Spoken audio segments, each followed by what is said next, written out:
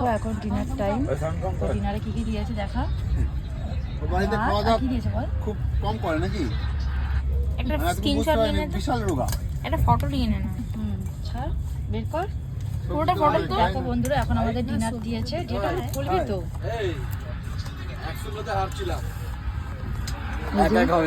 এখানে ডিনার করছে। গলায় আবার মোহনবাগানের আবার পতাকা লাগিয়েছে।